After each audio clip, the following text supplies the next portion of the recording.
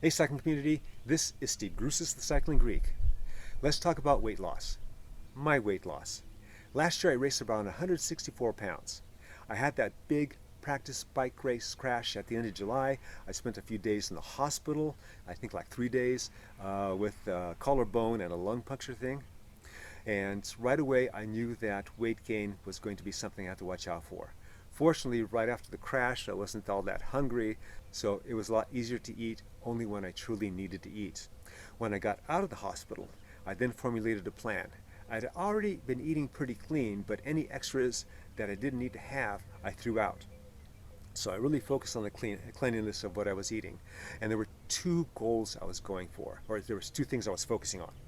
One is minimizing the amount of inappropriate weight gain, and two, having enough nutrients for bone and soft tissue healing. So for a few months that went well because I really wasn't able to be that active. Maybe I was being a little too active that you may have seen in my previous videos. It was easy to stick to that plan. As soon after I'd gotten out of the hospital and was doing my plan, my weight had gotten down to somewhere between the mid 150s and the high 150s. And keeping in mind that my height is 6 feet. So that means there was a lot of muscle atrophy going on, not only in the upper body, but some in the lower body because I just wasn't doing the work I was doing before. I do this for a few months and things are going well, and now I'm starting to heal and my activity is starting to increase, so my calorie intake is increasing.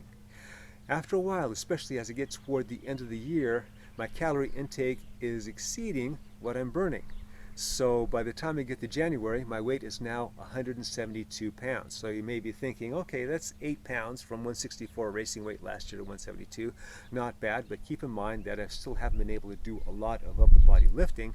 That was a lot more than 8 pounds of fat. But what was happening was my power was going up. In fact, my power, it was exceeding what my power was the previous year. And so I was liking that. And that made what I saw in the mirror a lot more palatable. So what did I see in the mirror? I wasn't looking like an eggplant, but I was heading in that direction. So again, a lot less meat up here, a lot more girth up here. I didn't have the dad bod, but it was pointing in that direction at least.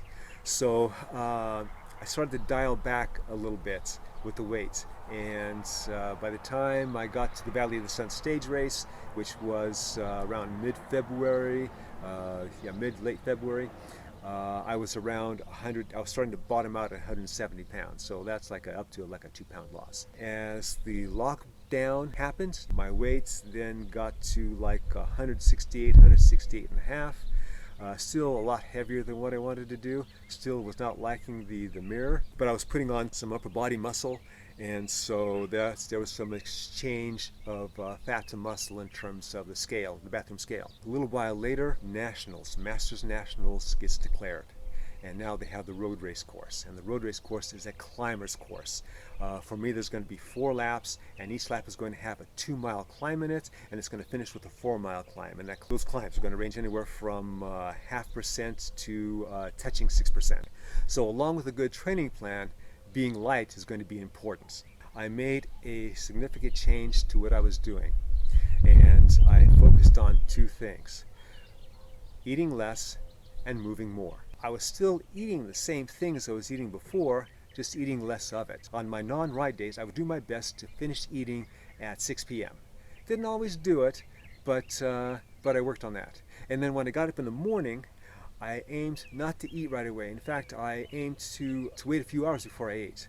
And I got my window of eating down to 8 hours on my best days. Didn't always hit that, but if I hit 10 hours, then I figured that was a win for me. On the other portion, on the move portion, I made sure I moved more. So it's not that I did longer bike rides, because I really didn't. What I did was I just didn't go sit on the couch after my bike ride and wait for the next bike workout to happen the next day or the day after. I did stuff. I worked on the yard, and living on 2+ acres, there can be a lot to do at times. I did housework, although the Fetching Mrs. Cycling Greek says I'm not doing enough housework, and she's probably right. I would walk around the block, and living in a rural area, these blocks range from 1.5 miles to 2 miles long. I also have a little gym set up in my garage, in the corner of the garage, that I'll be doing a video about in the future. So that's what did it. And so, and there's more weight I have to lose. I'm looking better in the mirror, but I'm still not happy with it.